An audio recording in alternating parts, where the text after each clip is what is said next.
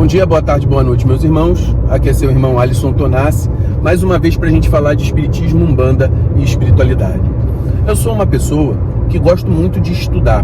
Eu gosto de estudar religiosidade, eu gosto de estudar umbanda, eu gosto de estudar hermetismo, eu gosto de estudar o conhecimento da religião comparada, ou seja, pegar o cristianismo, pegar as religiões afro, o pensamento dos egípcios e buscar comparar as mitologias, certo? E dentro desse processo de observação, que é quando a gente começa a entender várias formas de pensamento, isso não nos dá a preço, né, a liberdade de pensar. A liberdade de tentar entender a forma do outro pensar.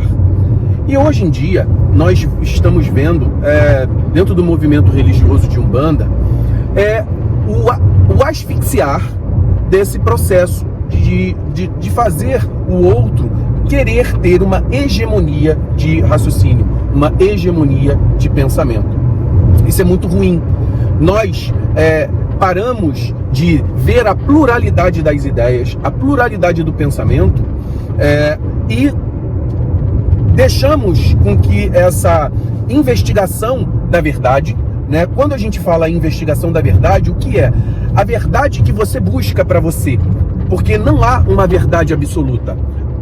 No nosso nível de compreensão, há observações de prismas que vão elucidando um lado de cada faceta do mesmo prisma.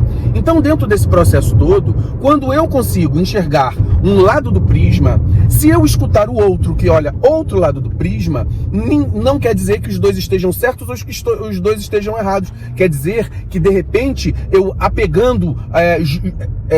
apanhando esse cabedal de informação que eu não tive através da minha própria visão, eu consigo criar uma visão, vamos agora colocar, tridimensional desse mesmo objeto. Peguei um lado com o lado que eu vi, o lado que o outro viu e crio uma visão tridimensional. Apesar de cada um ter a sua forma de observar as suas convicções, a gente vê que há um erro muito grande das pessoas quando elas querem monopolizar os temas. Isso é muito ruim. Nós temos que dar o direito das pessoas falarem o que elas quiserem. Elas têm o direito de pensar o que elas quiserem. E dentro daquilo que elas pensam, daquilo que elas querem, daquilo que elas entendem, você tira aquilo que é mais razoável para você ou não. O fato é que muitas vezes, nessa proposta de você colocar a pluralidade das ideias, as pessoas não sabem intervir de maneira a não se pronunciar apaixonadamente. Então, por exemplo, olha, vamos colocar um tema aqui, né? Um tema que é recorrente. Olha, o altar do fulano tem imagens católicas, mas o outro não aceita a imagem católica. Tudo bem você não aceitar, faz parte do teu grupamento, ótimo, é a sua opinião. Mas quem coloca uma imagem católica, ele não pode ser taxado de racista.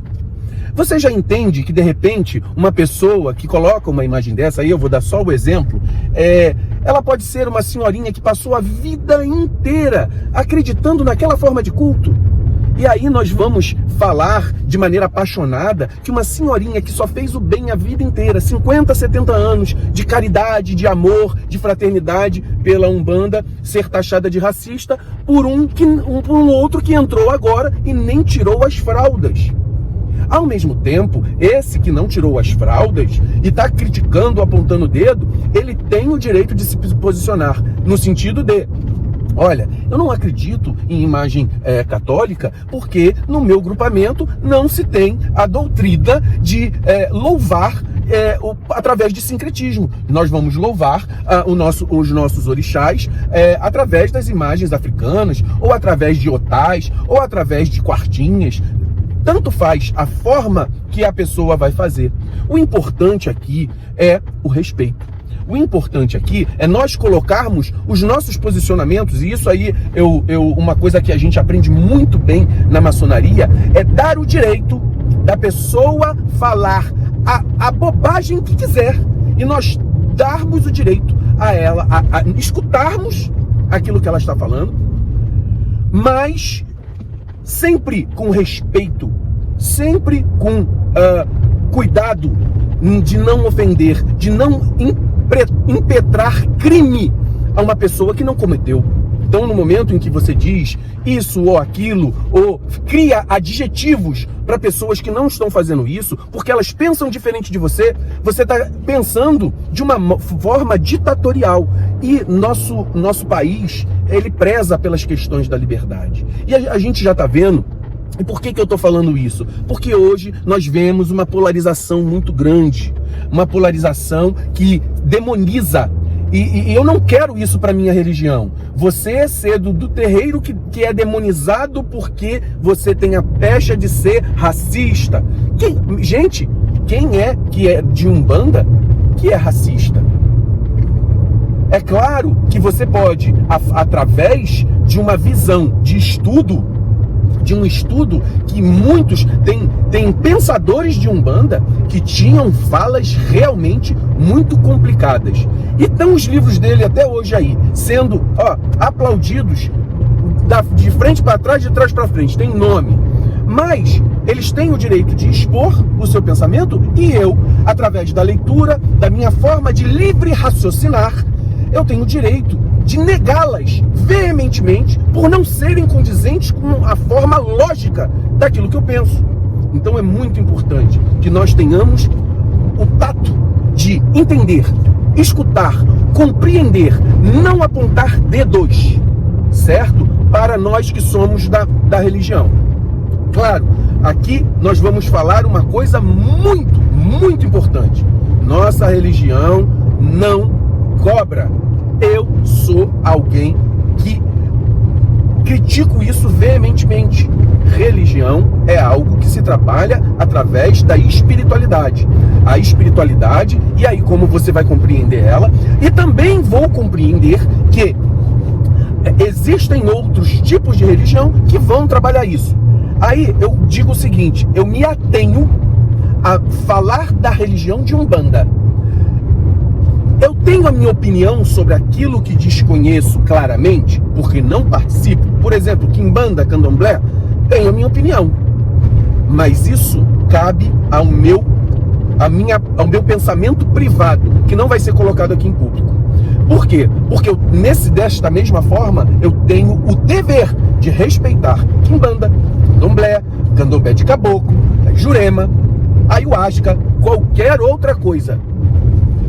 E nós temos que ter cuidado para poder interpretar o pensamento alheio, tanto daqueles que condizem com o nosso padrão de pensar, quanto aqueles que condizem com o padrão de pensar diferente.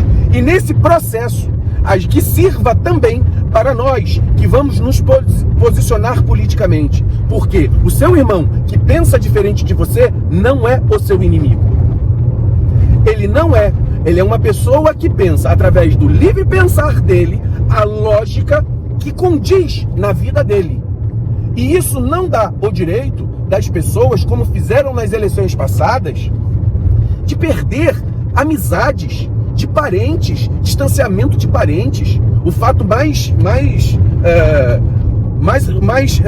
conhecido entre nós de parentes que fizeram isso, do Bruno Galhaço, do Thiago Galhaço. Cadê o nosso laço familiar? Vamos deixar o laço familiar ser extinto por formas de pensar que não são análogas, mas que nós não sabemos conviver com elas? É muito complicado. Vamos ter um pouco de equilíbrio, meus irmãos, principalmente nessa época que vai chegando. Vamos respeitar a opinião alheia, tanto para um lado quanto para o outro. E é muito importante esse posicionamento do umbandista. Radicalismo não é o que a Umbanda prega. Radicalismo, ela vem não da palavra, a palavra radical, a palavra radicalismo vem de raiz, ou seja, conhecer as nossas raízes para nos posicionarmos firmes mediante as adversidades, e não se posicionar em extremos, É diferente de extremismo. Não vamos fazer isso. Vamos tentar entender. Existem muitos umbandistas, a grande maioria dos umbandistas são de esquerda, mas uma parcela deles são de direita. Vamos respeitar todos. Certo, meus irmãos? Vamos respeitar. Não dizer que um e outro pode ou não pode ser umbandista porque pensa disso ou pensa daquilo. A gente tem que caminhar, claro, dentro da espiritualidade. E a espiritualidade é respeito. Muito axé a todos.